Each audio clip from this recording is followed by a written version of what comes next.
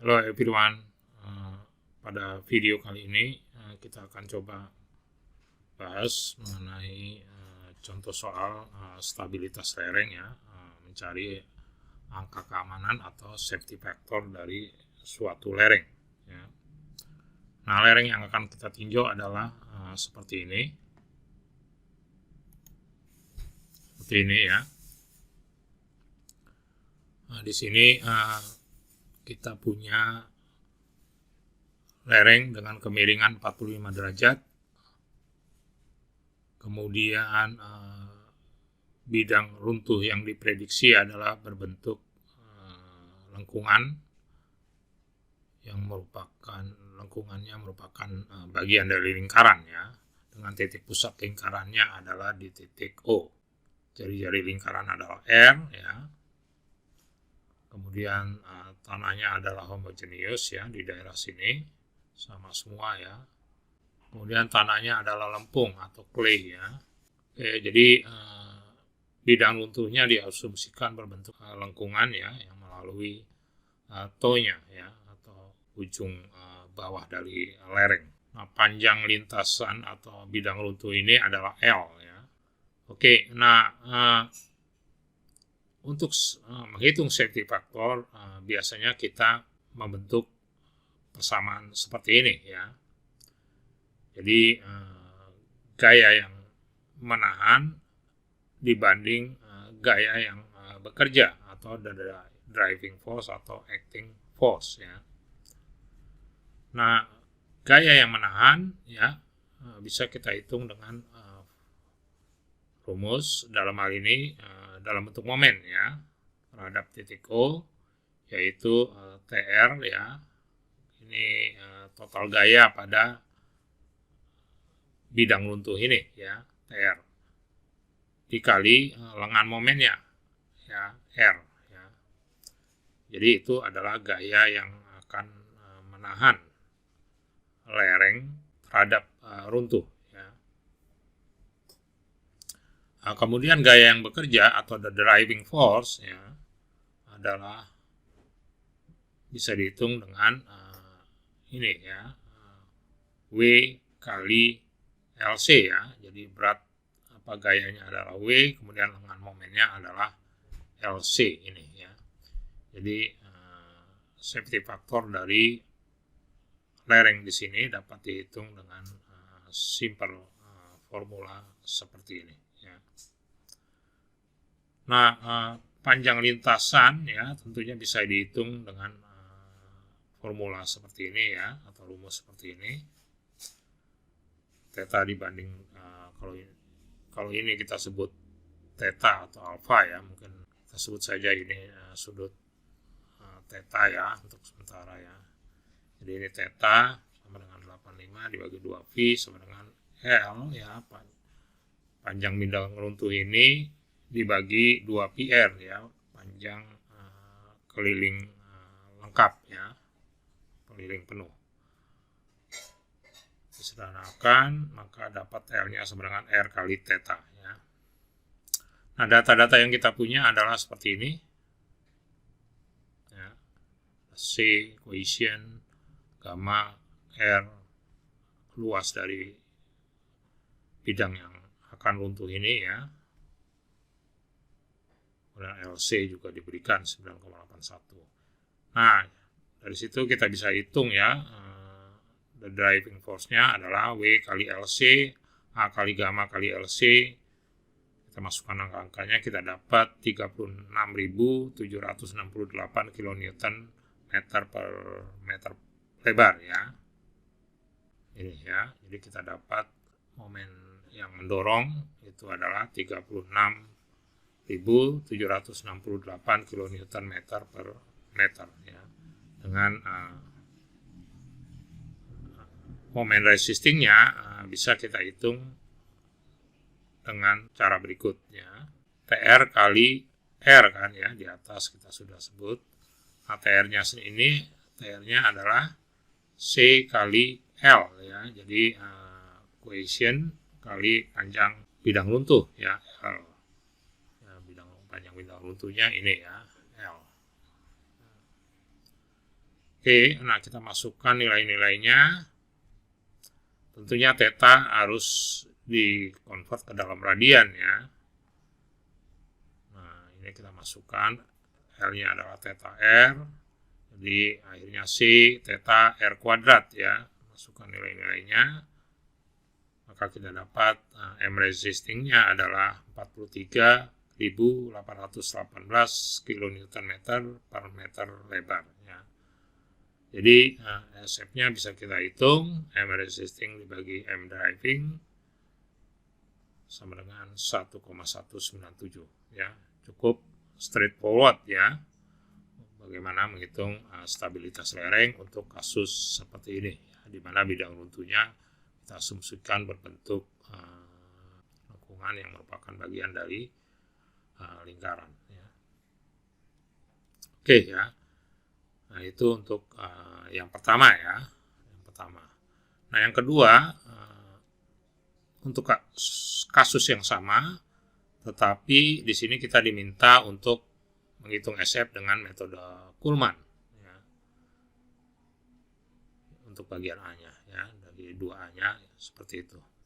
Nah, ini tanah lempung ya, artinya V di aksen dan V-nya sama dengan 0 ya. Jadi dalam hal ini kita tidak ada kontribusi FV ya. Jadi FV-nya tidak ada atau safety factor akibat sudut geser dalam tidak ada ya.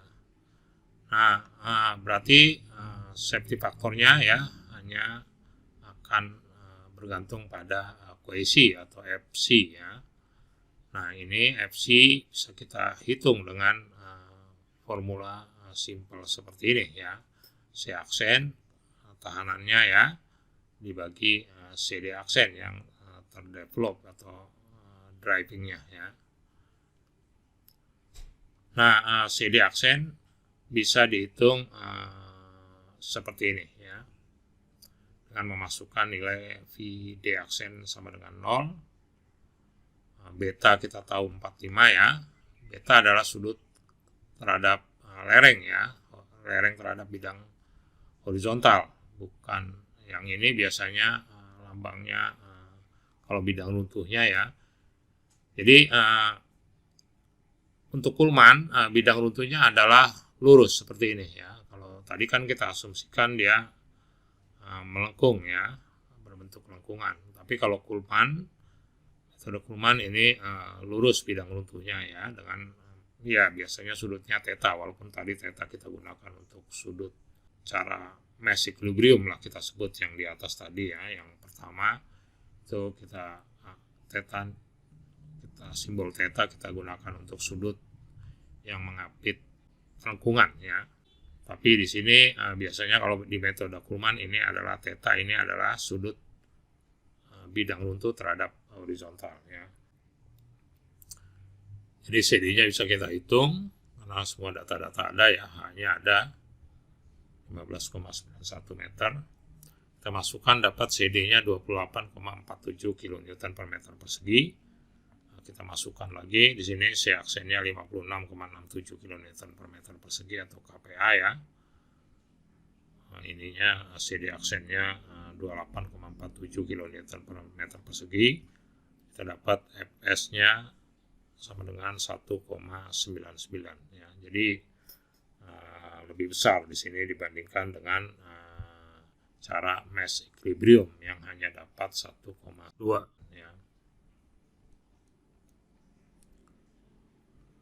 Oke, yang di bagian B kita diminta menghitung tinggi kritis ya dengan metode Kuhlmann ya. Tentunya tinggal memasukkan saja di sini ya. Kita dapat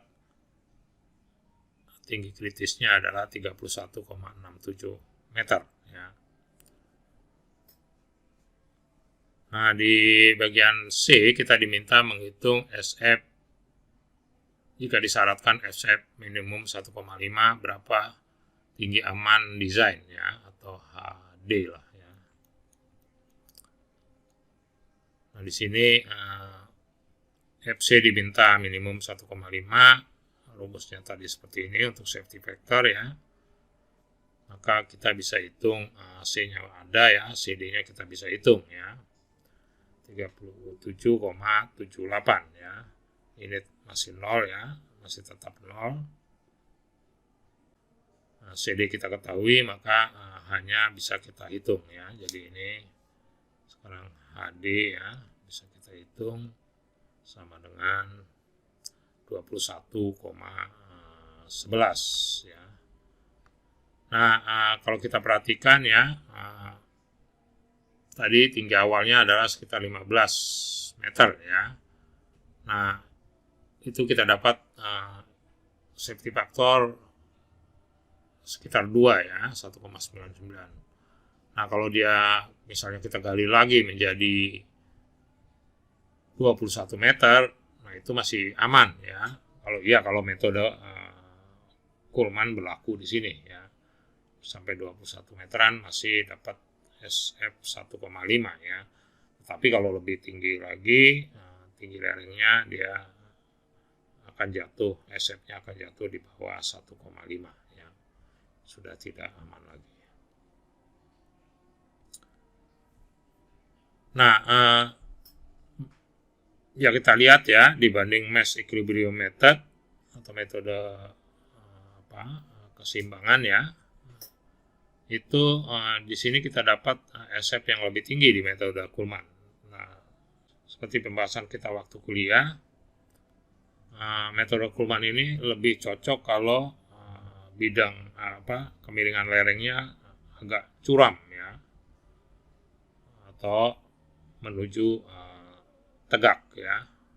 Nah, di sini 45 belum bisa kita bilang cukup tegak ya, atau cukup curam ya, maka tentu hasilnya mungkin tidak terlalu akurat metode Kuhlmann dalam hal ini ya. Anyway ya, kita tetap masih bisa menarik beberapa kesimpulan ya dari hitungan kita ini ya. Metode Kuhlmann hasilnya untuk kasus ini ya lebih besar dari safety factor dengan mass equilibrium method dengan yang menggunakan bidang runtuh berbentuk sirkular ya, atau arc ya, atau lekungan. Baru dari sini juga bisa kita ambil kesimpulan, semakin tinggi lereng semakin kecil SF-nya. Jadi itu hal-hal yang bisa kita pelajari ya dari pembahasan kestabilan lereng di sini ya. Oke ya, mudah-mudahan pembahasan ini akan semakin memperdalam pengertian Anda mengenai stabilitas bagaimana cara menghitung stabilitas lereng dengan menggunakan metode mass equilibrium dan juga metode Kuhlmann. Oke. Semoga bermanfaat. Have a good one.